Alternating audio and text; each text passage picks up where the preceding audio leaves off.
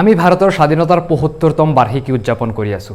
গোটেই দেশজুৰি আজাদী কা অমৃত মহোৎসৱ পালন কৰা হৈছে। হাতে হাতে ৰাষ্ট্ৰীয় পতাকালৈ শোভাযাত্ৰা কৰা হৈছে। হৰ ঘৰ তিৰংগা কাৰ্যসূচী গ্ৰহণ কৰা হৈছে। কিন্তু আমি কঠিন পথৰ মাজেৰে গৈ আৰু বহুত ত্যাগৰ পিছত এই স্বাধীনতা অৰ্জন কৰিছোঁ। শ্বহীদসকলৰ কেঁচা তেজ আৰু দেশবাসীৰ বলিদানেৰে আমি এই স্বাধীনতাৰ মূল্য পৰিশোধ কৰিছোঁ। যদি আমি ইতিহাসৰ পৃষ্ঠাবোৰ খনন কৰোঁ তেন্তে সেই ত্যাগ আৰু বলিদানৰ কথা ওলায় আৰু সেই দিনবোৰৰ স্মৃতি সজীৱ হৈ উঠে। আপুনি এটা কথা লক্ষ্য কৰিছেনে? ৰঙা, নীলা, হালধীয়া, বেঙুনীয়া, কমলা এই ৭টা প্ৰাথমিক ৰং থাকোঁতেও আমাৰ ৰাষ্ট্ৰীয় পতাকাৰ ৰং তিনিবৰণীয়া কিয়? কোনে এই ত্ৰিৰংগা পতাকাখন ডিজাইন কৰিছিল? ১৯২১ চনত মহাত্মা গান্ধীয়ে কংগ্ৰেছৰ এখন সভাত ৰাষ্ট্ৰীয় পতাকাৰ প্ৰয়োজনীয়তাৰ প্ৰস্তাৱ দিছিল। ১৯৩১ চনত কংগ্ৰেছৰ এখন পতাকা সমিতিয়ে ত্ৰিৰংগাত কিছু পৰিৱৰ্তন কৰে আৰু তেওঁলোকে ৰঙা ৰঙৰ সলনি গেৰুৱা ৰং ব্যৱহাৰ কৰিছিল। স্বাধীনতাৰ ৭৫ বছৰ হ'ল, কিন্তু এটা বিতৰ্ক সদায় চলি থকা দেখা যায় যে ভাৰতৰ শান এই ত্ৰিৰংগা পতাকাখন কোনে ডিজাইন কৰিছিল। উইকিপিডিয়া অনুসৰি ভাৰতৰ ৰাষ্ট্ৰীয় পতাকাখন পিংগালী ভেংকায়া নামৰ ব্যক্তিয়ে ডিজাইন কৰিছিল, কিন্তু বহুতো বুৰঞ্জীবিদৰ মতে আৰু নেটিজেনসকলে এই কথা অন্ধভাৱে বিশ্বাস কৰিবলৈ অস্বীকাৰ কৰে। ছ'চিয়েল মিডিয়া প্লেটফৰ্মত এটা পোষ্টত কোৱা হৈছে ভাৰতৰ জাতীয় পতাকাখন হায়দৰাবাদৰ এগৰাকী মুছলমান মহিলাই ডিজাইন কৰিছিল, যাৰ নাম আছিল সুৰাইয়া বদৰুদ্দিন তৈয়বজী। কথাখিনি কিমান দূৰ যুক্তিসংগত আৰু কিমান দূৰ সঁচা? ১৯২১ চনত যেতিয়া মহাত্মা গান্ধীয়ে প্ৰথমে ভাৰতীয় জাতীয় কংগ্ৰেছৰ এখন সভাত ৰাষ্ট্ৰীয় পতাকাৰ প্ৰয়োজনীয়তাৰ প্ৰস্তাৱ দিছিল, তাৰ পিছত অন্ধ্ৰপ্ৰদেশৰ কংগ্ৰেছ সদস্য পিংগালী ভেংকায়াৰ দ্বাৰা ভাৰতৰ ৰাষ্ট্ৰীয় পতাকাখন প্ৰাৰম্ভিক ডিজাইন কৰা হৈছিল।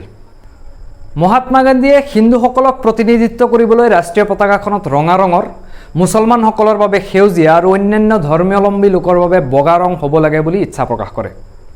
২০০৪ চনৰ ২৬ ছেপ্টেম্বৰত দ্য হিন্দুত প্ৰকাশিত truth about the try colour শীৰ্ষক ৰামচন্দ্ৰ গুহাৰ লিখনি অনুসৰি ১৯৩১ চনত কংগ্ৰেছৰ এখন পতাকা সমিতিয়ে এই ত্ৰিৰংগাত কিছু পৰিৱৰ্তন আনিছিল। তেওঁলোকে ৰঙা ৰঙৰ সলনি গেৰুৱা ৰং ব্যৱহাৰ কৰিছিল আৰু ৰঙৰ ক্ৰম সাল সলনি কৰিছিল, যিদৰে বৰ্তমান আমি দেখি আছোঁ। ১৯৪৭ চনৰ ২২ জুলাইত সংবিধান সভাই ৰাষ্ট্ৰীয় পতাকাৰ ওপৰত এটা প্ৰস্তাৱ গৃহীত কৰে, য'ত পণ্ডিত জৱাহৰলাল নেহৰুৱে ভাৰতীয় জাতীয় কংগ্ৰেছৰ পতাকাৰ প্ৰস্তাৱ দিছিল, কিন্তু তাত যঁতৰৰ পৰিৱৰ্তে তেওঁ সিংহৰ প্ৰতীকৰ অশোক চক্ৰৰ প্ৰস্তাৱ দিছিল। সংবিধান সভাৰ প্ৰস্তাৱটোত পিংগালী ভেংকায়া বা সুৰাইয়া তৈয়বজীৰ নাম ৰাষ্ট্ৰীয় পতাকাৰ ডিজাইনাৰ হিচাপে উল্লেখ কৰা হোৱা নাছিল। কিন্তু সুৰাইয়া তৈয়বজী সঁচাকৈ আমাৰ ৰাষ্ট্ৰীয় পতাকা ডিজাইন কৰিছিল নেকি? ৰাষ্ট্ৰীয় পতাকাৰ অধিকাৰৰ ওপৰত উচ্চতম ন্যায়ালয়ৰ গুৰুত্বপূৰ্ণ বিজয় লাভ কৰাৰ পিছত কংগ্ৰেছ নেতা আৰু উদ্যোগপতি নবীন জিন্দালে গঠন কৰা ফ্লেগ ফাউণ্ডেশ্যন অফ ইণ্ডিয়া নামৰ এটা বেচৰকাৰী সংগঠনৰ গৱেষণা অনুসৰি সেয়া আছিল সুৰাইয়া বদৰুদ্দিন তৈয়বজীৰ ৰাষ্ট্ৰীয় পতাকাৰ নক্সা, যাক সংবিধান সভাই অনুমোদন জনাইছিল। ব্ৰিটিছ লেখক ট্ৰেভাৰ ৰয়েলৰ কিতাপ the last days of the Raj, সেই কিতাপত দাবী কৰা হৈছিল যে ভাৰতৰ ৰাষ্ট্ৰীয় পতাকাখন এজন মুছলমান বদৰুদ্দিন তৈয়বজীয়ে ডিজাইন কৰিছিল আৰু সেই নিশা পণ্ডিত জৱাহৰলাল নেহৰুৰ গাড়ীত উৰি থকা পতাকাখন তৈয়বজীৰ পত্নীয়ে নিৰ্মাণ কৰি উলিয়াইছিল। সংসদীয় আৰ্কাইভৰ নথিপত্ৰৰ পৰা আমি দেখিবলৈ পাওঁ যে ১৯৪৭ চনৰ ১৪ আগষ্টত ৰাষ্ট্ৰীয় পতাকা উপস্থাপন কৰা পতাকা প্ৰেজেণ্টেশ্যন কমিটিৰ সদস্যসকলৰ তালিকাত সুৰাইয়া তৈয়বজীৰ নাম সঁচাকৈ অন্তৰ্ভুক্ত আছিল। ইয়াতে প্ৰশ্ন উদয় হয়, ভাৰতৰ ৰাষ্ট্ৰীয় পতাকাত থকা তিনিটা ৰঙে কি সূচায়? ভাৰতৰ ৰাষ্ট্ৰীয় পতাকাৰ শীৰ্ষত থকা গেৰুৱা ৰঙে দেশৰ শক্তি আৰু সাহসৰ সূচক। বগা মাধ্যমৰ ৰংটোৱে অশোক চক্ৰৰ সৈতে শান্তি আৰু সত্যৰ ইংগিত দিয়ে।